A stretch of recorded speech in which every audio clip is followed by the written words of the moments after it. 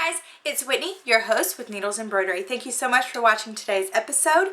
Today it's all about split designs. So I have been spending a long time working on these baseball jerseys, and they use the split design because the buttons, the placket actually runs down the middle of their team name.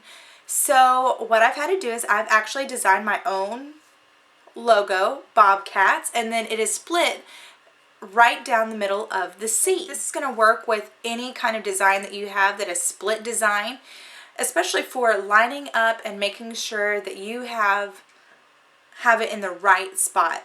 Measurement is the key. Location, you want to make sure that it is spot on every single time, especially if you have multiple shirts or jerseys that you're working on. It's very important that they all look uniform, okay?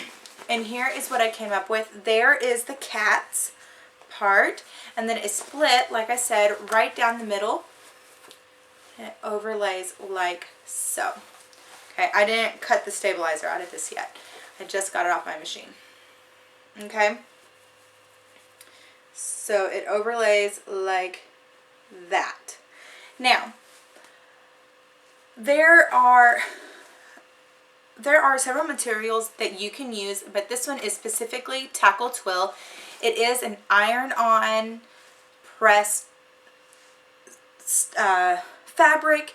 It's kind of like, it reminds me of fabric plus vinyl because of the heat and bond qualities that it has to the back of it. It's really thick. It holds up in the wash. I mean, this thing is going to get grungy, so you want to use really high quality. This stuff that I bought was very expensive, but it's the best stuff for the job. Okay, so you will be paying a lot of money for a yard of this fabric. So whatever you do, make sure that you get enough fabric for the job, and then give yourself a little bit of wiggle room by ordering a little bit more, like 12 inches more, if you're able to do that, or however the company sells it by, maybe the yard, half yard. So give yourself some wiggle room. And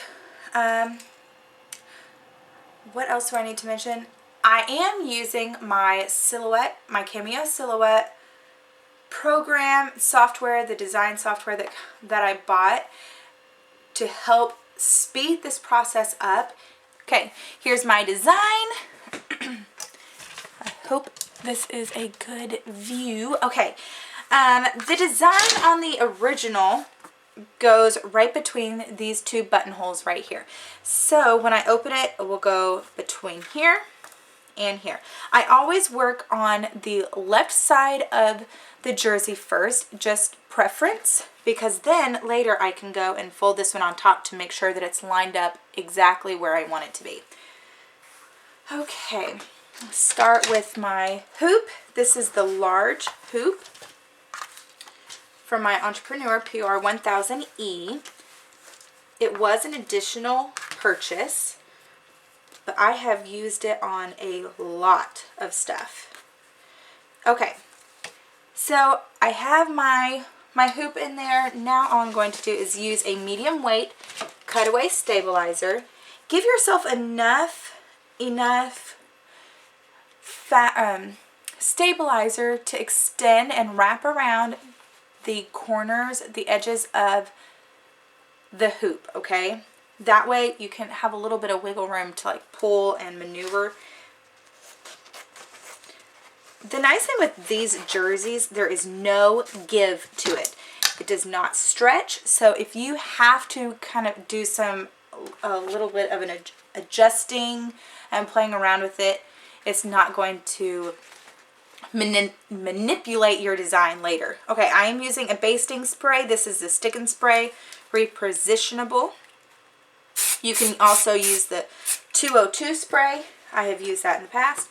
It just gives it a little bit of tack where it will hold this fabric down. Okay.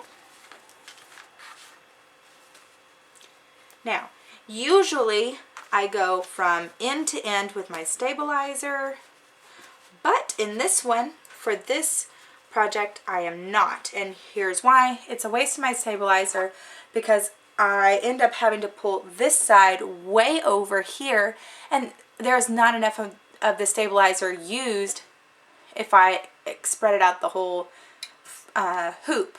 So I go ahead and I just use half a sheet.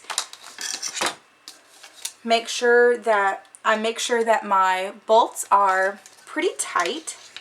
I just kind of lay it on top and do some adjusting because I already know that I need some adjusting to get this top button above my hoop. I have my design somewhat sketched out on here with a dry erase marker. I lay it in there, and then I know exactly where to line up the design. So the dots here represent the buttons. So I kind of just pull this around and lay it on top and adjust and adjust. And this is the best method that I've found for this jersey. And then I will pull a little bit, kind of slide it up, slide it around. There. Exactly where I want it. Now, when I go to put my design into my embroidery machine, it will automatically go to the middle. So I'm actually going to push and move the whole design to the left as far as it will go, and then move it back just a few millimeters to meet these marks right here.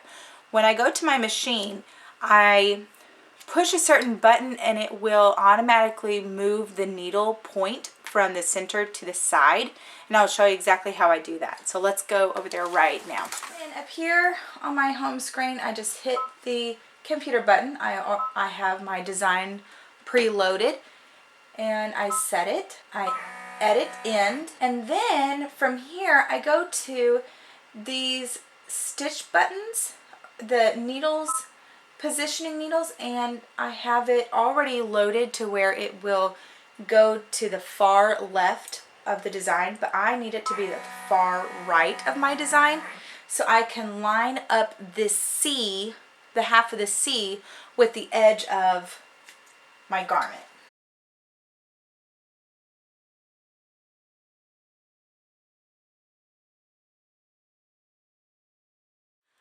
I have the placement guide already stitched down, and I have my pre-cut design that I used my silhouette for, and I am just going to place this right on.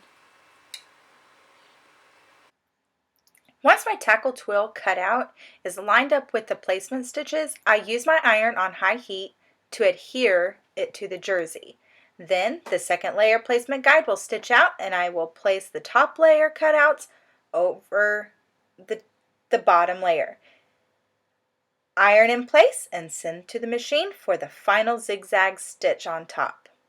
Remove it from the hoop and get ready for the second side. The right side is done similarly to the left. I use my grid guide to help line up everything. Once I flatten the jersey out, I'm ready to assemble my fabric and stabilizer sandwich. I use a cutaway stabilizer with my tack down spray, get everything in place and flattened out really well. I do have to move my jersey over more to the left just so it can fit inside my machine and have room to stitch out. And I use the guides that I had previously drawn from the left side to help me line up everything from the right side. So the buttonholes at the top actually line up with the buttonholes, the buttons that I drew on there with the dry erase marker. And I use that as my guide to make sure that everything is centered up and lined up. And then the grid itself helps me make sure that the fabric or the edge of the fabric is straight. I just make some minor adjustments to the buttonholes that I see. And because the jersey doesn't stretch, I'm able to pull on the jersey and get it really flat.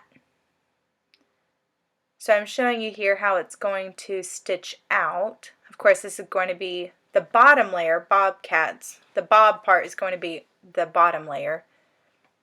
Okay, ready for the next step. Placement guide is tacked down. Use high heat and put my next cuts down. I do one layer at a time to make sure that it stays in place. On one of these letters, I think it's a C, I had to kind of peel it up while it was still hot and recenter it because it was, yeah, the C. It was not quite over that placement guide. If you have to do that, just make sure that it's still warm and peel it up. Otherwise, you're going to have to use a new piece with the adhesive.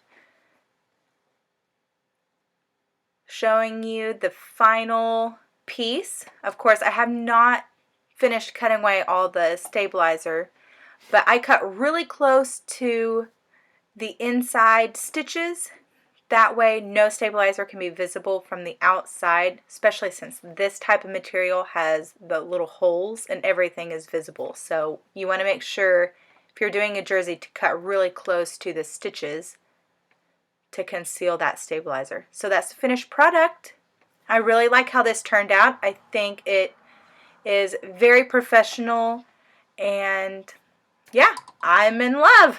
It does take a long time, but it looks really good. The end result is just fantastic. Hope you enjoyed, and I'll catch you guys in the next one. Bye!